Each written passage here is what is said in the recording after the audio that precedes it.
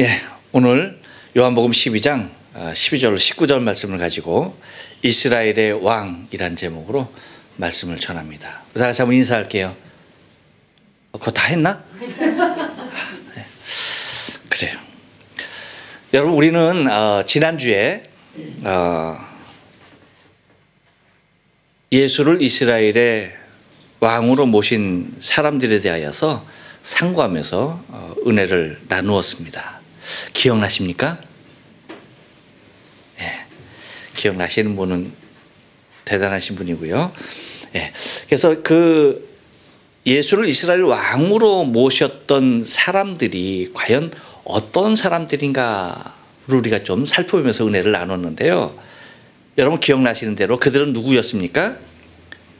예, 시골에서 올라온 아주 가난한 사람들이었습니다. 그렇죠?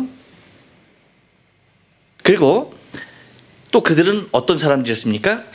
먼저 예루살렘에 올라와서 예수님이 오시기를 기다렸던 사람들이었죠. 그래요. 또 그들은 어떤 사람들이었습니까? 예수님을 찬송한 사람들이었어요. 그리고 또 뭐예요? 예수의 일에 대하여서 증거한 사람들이었습니다.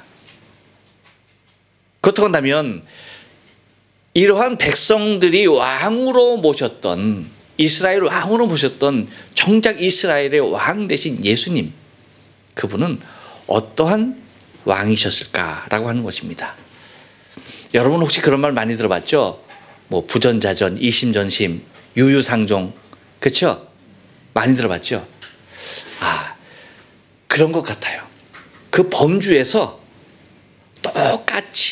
똑같은 모습을 발견하게 되어지는 것을 바라보게 되어져요. 아들을 보면 누구를 안다고 그래요? 아버지를 안다고 그러죠. 그리고 아버지를 보면 그 자식이 어떻겠다라는 것도 여러분 얘기를 많이 하죠. 그래서 뭐 부전자전이라는 말이 있는 것입니다만, 제가 오늘 이 말씀을 준비하면서 참 제가 감동을 많이 받았고 은혜를 많이 받았어요. 정말 많이 받았어요. 왜냐하면 이스라엘 왕으로 예수를 모셨던 사람들의 모습과도 똑같이, 또한 이스라엘 왕으로 오셨던 예수님도 너무나 동일한 모습을 보여주고 있는 것이에요. 여러분, 우리가 지난주에 세 번째 생각했던 예수를 찬송한 그 일은 당연히 뭡니까? 백성이 왕을 찬송하는 것은 당연한 일이에요. 그렇죠? 그러니까 이 부분은 그냥 제외하고 그 나머지 세 가지 부분, 시골에서 올라온 가난한 사람들의 모습, 그리고 예수를 기다렸던 사람들, 그리고 예수 일에 증거했던 사람들, 이 모습이 예수님께서 이스라엘 왕으로 오신 모습과 어쩌면 그렇게도 흡사하게 닮았는지.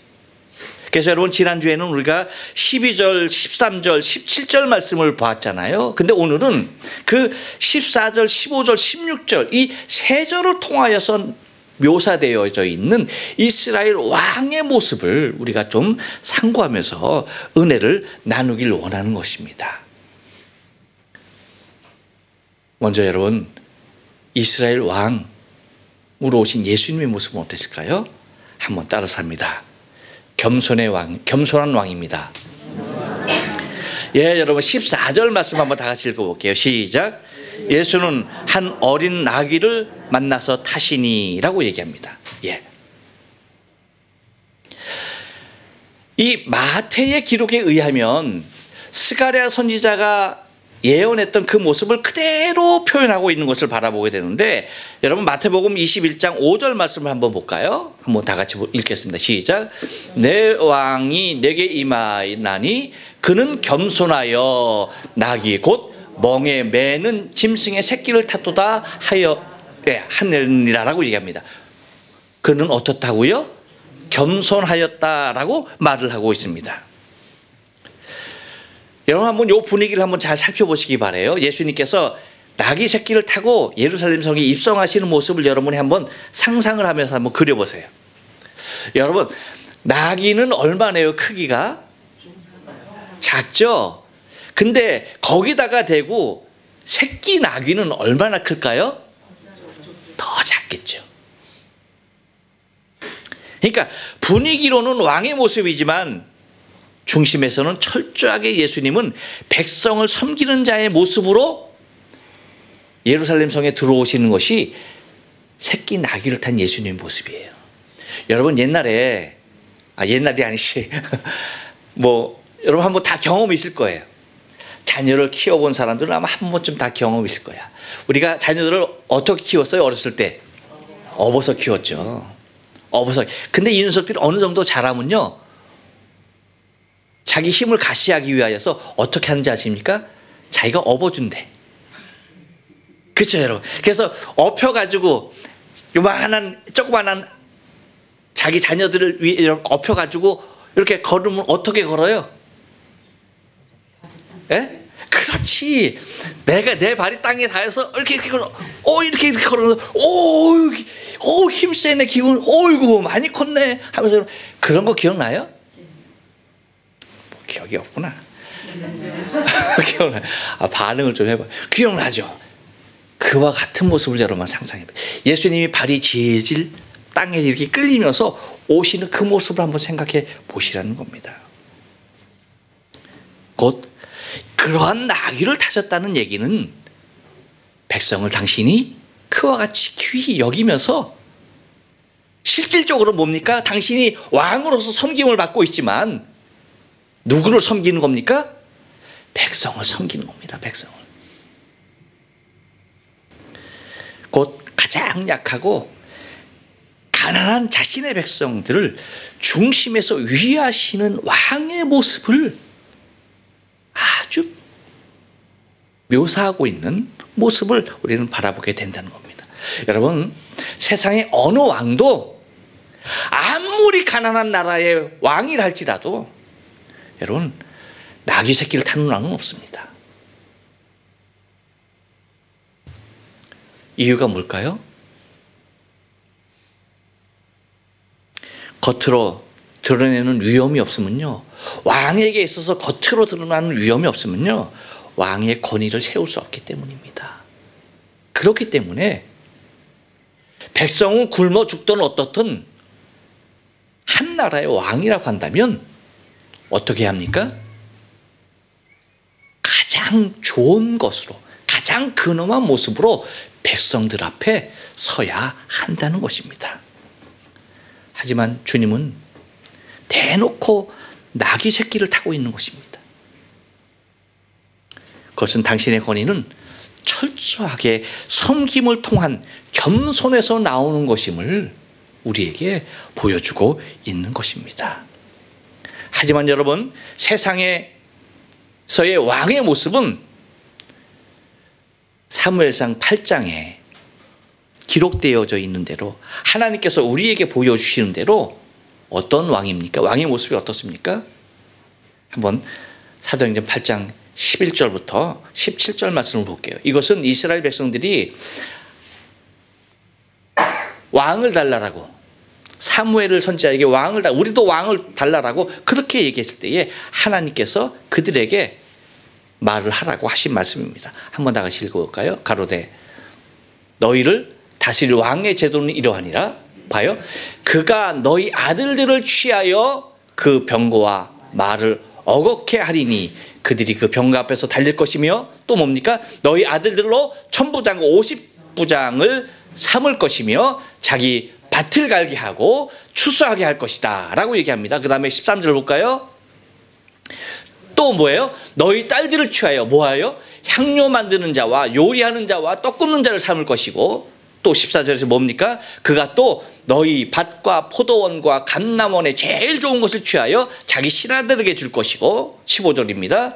너희 곡식과 포도원 소산의 11조를 취하여 자기 관리하는 신하들에게 줄 것이고, 또 너희 노비와 가장 아름다운 소년과 나귀들을 취하여 자기 일을 시킬 것이며, 뭐예요? 17절 다 같이 읽습니다. 시작.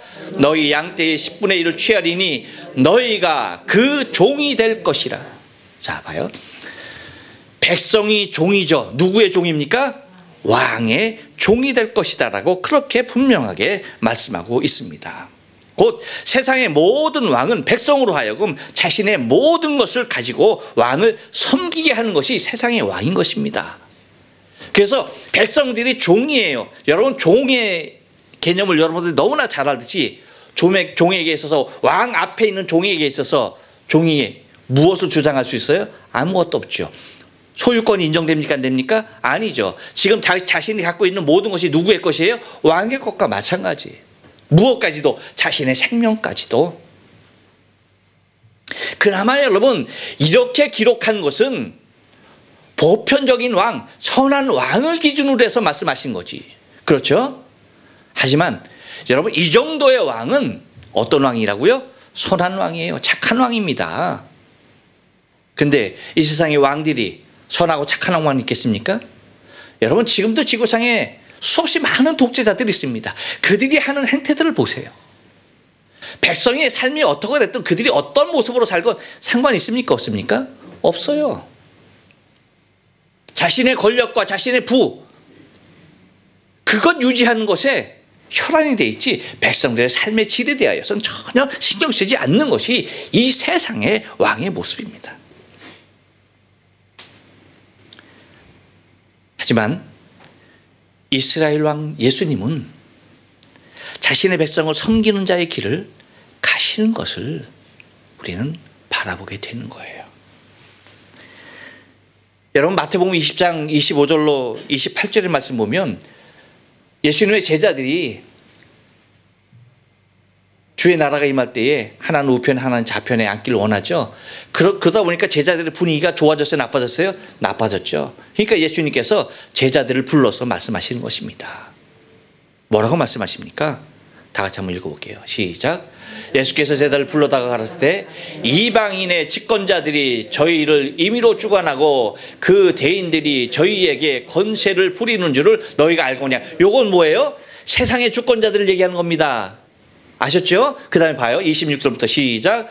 너희 중에는 그렇지 아니하니 너희 중에 누구든지 크고자 하는 자는 너희를 섬기는 자가 되고, 다음에 너희 중에 누구든지 으뜸이 되고자 하는 자는 너희 종이 되어야 하리니 인자가 온 것은 섬김을 받으려 함이 아니라 도리어 섬기려 하고 자기 목숨을 많은 사람의 대속물로 주려 함이니라. 할렐루야. 그렇습니다 여러분. 당신이 친히 우리의 종이 되셔서 오신 것입니다. 그리고 제자들에게도 뭐라고 말씀하십니까? 너희가 크고자 하느냐 뭐 하라고요? 종이 되어야 하고. 너희가 으뜸이 되고자 하느냐 뭐예요? 종이 되어야. 섬기기로 뭐 어떻게 된 거야? 크고자 하냐 뭐예요? 다시 크고자 하냐 섬기는 자가 되어야 하고, 으뜸이 되고자 하느냐 뭐예요?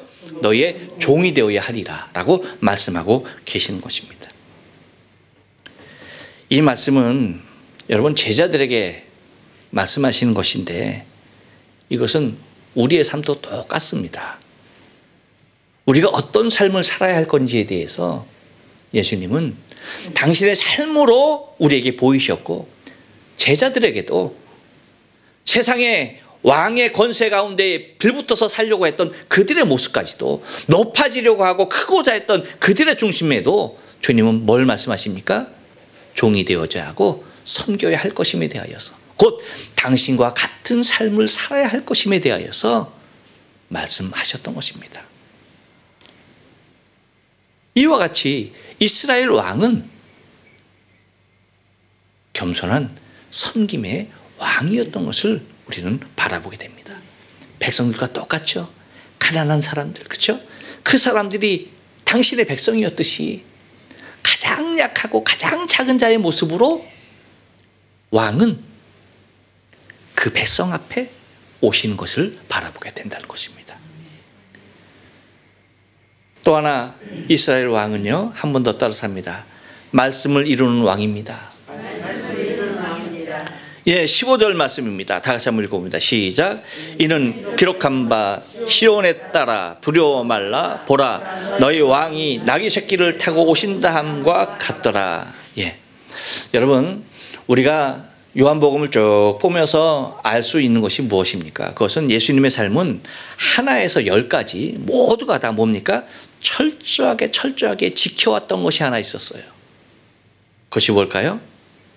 그것은 다른 것이 아니고 구약 성경에서 자신에 대하여서 예언된 모든 말씀, 자신에 대하여 이렇게 되리라라고 말씀했던 그 모든 말씀을 그대로 이루는 자의 삶을 사셨던 것입니다.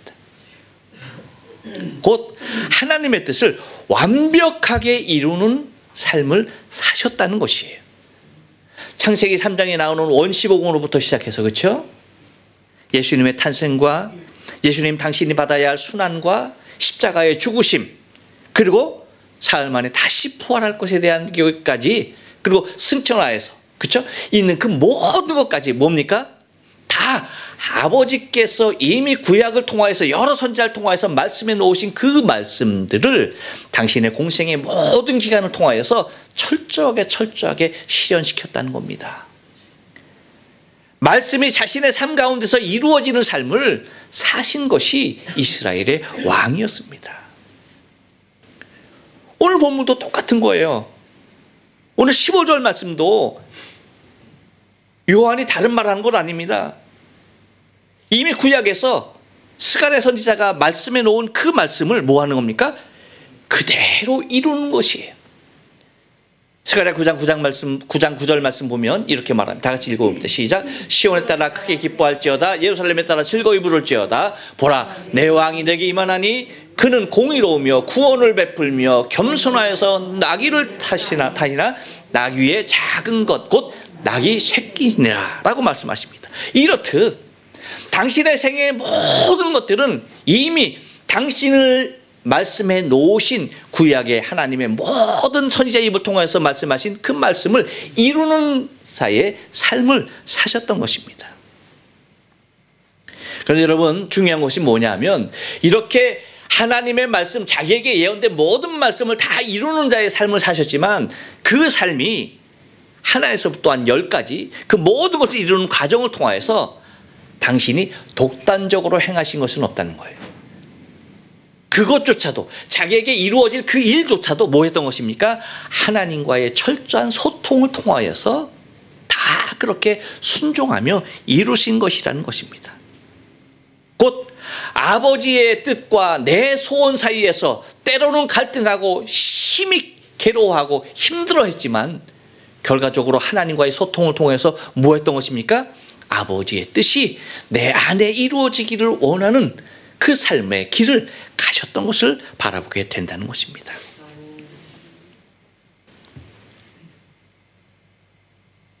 우리가 지난주에 보았던 예수님을 왕으로, 이스라엘 왕으로 모신 자의 삶을 통해서 우리가 바라봤던 것처럼 예수의 일을 증거한 사람들의 모습을 우리가 바라봤잖아요. 그렇듯이 예수님께서 행하신 그 일들을 증거하며 살았던 것이 그의 백성이라고 한 듯이 하나님께서 나에 대하여서 말씀해 놓으신 것을 친히 이루며 살아가는 것이 이스라엘 왕 예수님의 모습이었던 것입니다. 이제 당신이 말씀하신 것 단 한 가지만이 남아 있는 것입니다. 그런데 예수님께서 말씀하신 그 말씀, 당신이 말씀하신 그 말씀도 능히 우리는 이루실 줄로 믿습니다. 할렐루야. 그것이 뭡니까? 요한복음 14장 2절로 3절에서 말씀하시죠. 내가 너희를 위하여 처소를 예비하러 가노니 가서 너희를 위하여 처소를 예비하면 내가 다시 와서 너희를 내게로 영접하여 나 있는 곳에 너희도 있게 하리라. 할렐루야. 그것입니다. 이것이 이제 주님께서 우리에게 마지막으로 해놓으신 말씀인데, 우리는 성경의 모든 말씀이 예수께서 다 이루신 것을 우리는 목도했잖아요. 그렇죠? 그와 같이 당신이 하신 말씀 또한 우리는 이루실 것을 믿습니다. 그것이 우리의 소망이고 그것이 우리의 신앙의 절대 가치인 것입니다.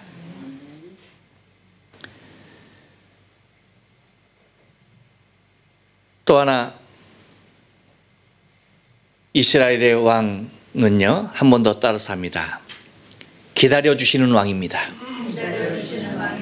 예, 여러분 16절 말씀을 다 같이 한번 읽어봅니다. 시작. 제달은 처음에 이 일을 깨닫지 못하였다가 예수께서 영광을 얻으신 후에야 이것이 예수께 대하여 기록된 것임과 사람들이 예수께 이같이 한 것인 줄을 생각났더라. 아멘. 여러분, 오늘 요 16절의 부분은 요 당시의 상황으로 보면은 현재의 상황으로 이루어지는 내용이 아니죠. 그렇죠? 현재 지금 일어나고 있는 상황이 아니에요. 곧 예수님께 제자들이 처음에 이것을 깨달았다 못 깨달았다 이렇게 하시는, 곧 이렇게 나귀를 타고 일성하시는 이 모습들이 어떤 의미인지 알았다 몰랐다? 몰랐다는 거예요. 깨닫지 못했다는 거예요. 근데 예수님께서 영광을 받으신 이후에야 깨닫게 되는데, 예수님께서 분명히 말씀하시죠. 내가 너희를 떠나는 것이 너희에게 유익이라. 이유는 뭐예요? 내가 가야지 보혜사 성령께서 너희에게 오실 것이고, 그 성령께서는 너희에게 모든 것을 뭐 하겠다? 생각나게 할 것이다. 성령께서 모든 것을 생각나게 할 것이다. 할렐루야. 아멘. 여러분, 그러니까 이 요한복음의 저자인 사도 요한도 이 요한복음을 이렇게 여러분 기록할 수 있었던 것 아닙니까? 만약에 예수님께서 들었던 것을 갖다가 이렇게 여러분 자기 스스로가 기억할 수 있는 정도의 IQ라면요 대단한 거예요. 어부일 수 없어요. 어부를 무시하는 건 아니지만 여러분, 그렇게 이럴 수가 없어요. 그렇게 시골에 살 수 있는 사람이 아니란 얘기죠. 근데 여러분, 이렇게 하나하나 세세히 다 기록할 수 있었던 것이 무엇입니까? 예수님께 들었던 것을 뭐예요? 성령께서 그 안에서 뭐 하는 겁니까? 다 생각나게 하시는 겁니다. 곧 그러니까 예수님께서 떠나가시는 것이 위로가 아닐 수가 없었던 것이죠. 그러니까 그 모든 것들이 이루어지는 과정에 있는 것입니다. 그러니까 이것은 미래적인 관점에서 뭐예요? 이해되었던 것입니다. 현재 이해되어지는 모습이 아니에요. 미래적인 관점에서 그들이 이것이 이해가 되었다는 것입니다. 이와 같이 여러분, 이스라엘 백성들이 예루살렘에 예수님보다 일찍 와서 예수님의 예루살렘 입성을 기다렸잖아요. 그렇죠? 그렇죠? 예수님의 입성을 기다렸잖아요. 그런데 예수님 또한 뭐예요? 제자들을 향하여서 한없이 기다려주시는 분이 예수님이라는 사실이에요.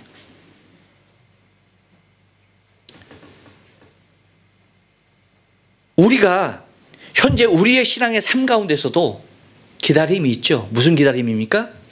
예수님께서 다시 오실 그날을 우리는 손꼽아 기다리듯이